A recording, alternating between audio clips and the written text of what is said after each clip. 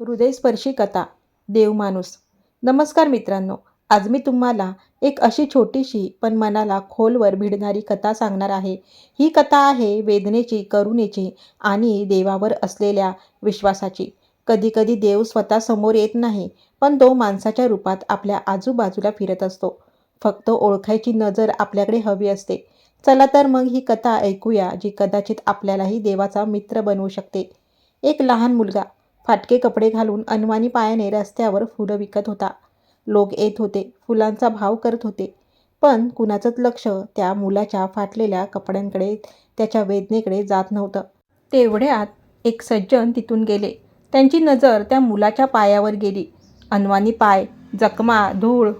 ते पाहून त्यांच्या मनाला खूप वाईट वाटलं. ते काही न बोलता तिथून थोडं पुढे गेले. शेजारच्या दुकानातून एक जोडी बूट विकत घेतली आणि धावत परत त्या मुलाकडे आले. ते म्हणाले, बाळा, हे घाल, तुझे पाय खूप दुखत असतील. त्या मुलाने क्षणाचाही विचार न करता ते बूट घेतले. फटाफट बूट पायात चढवले आणि त्याच्या चेहऱ्यावरचा आनंद पाहून जणू संपूर्ण रस्ता उधळून गेला. तो इतका खुश झाला की त्या माणसाचा हात धरून म्हणाला, तुम्ही देव आहात ना?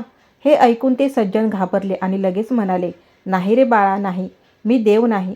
तेवढ्यात तो मुलगा हसत म्हणाला, मग तुम्ही देवाचे मित्र असणार. कारण काल रात्री मी देवाला प्रार्थना केली होती, देवा, माझे पाय खूप दुखतात, मला बूट दे. आणि आज तुम्ही तेच बूट घेऊन आलात. ते सज्जन काही न बोलता डोळ्यात पाणी आलं आणि ओठावर हसू घेऊन तिथून निघून गेले. पण त्या क्षणी त्यांना एक गोष्ट कळली, देवाचा मित्र होणं फार अवघड नाही. निसर्गाने आपल्यासमोर दोन मार्ग ठेवले आहेत. एक मार्ग पाहून दुर्लक्ष करण्याचा आणि दुसरा मार्ग थांबवून साथ देण्याचा. आपण काय सोबत घेऊन जाणार आहोत याची कुठलीच व्यवस्था नाही. पण जाताना कोणाच्या आयुष्यात थोडं सुख सोडून गेलो, हेच खरं देवकार्य आहे. ही कथा इथेच संपत नाही, कारण असा एखादा मुलगा, अशी एखादी वेदना आपल्या आयुष्यात रोज आपल्या आसपास दिसत असते.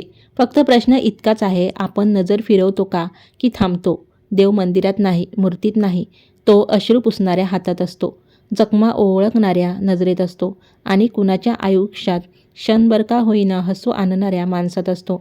आज आपण देव होऊ शकत नाही कदाचित, पण देवाचे मित्र मात्र नक्कीच होऊ शकतो. जर ही कथा तुमच्या मनाला स्पर्श करून गेली असेल तर ती पुढे पोचवा. कदाचित उद्या कुणाची प्रार्थना तुमच्याच हातून पूर्ण होईल. धन्यवाद.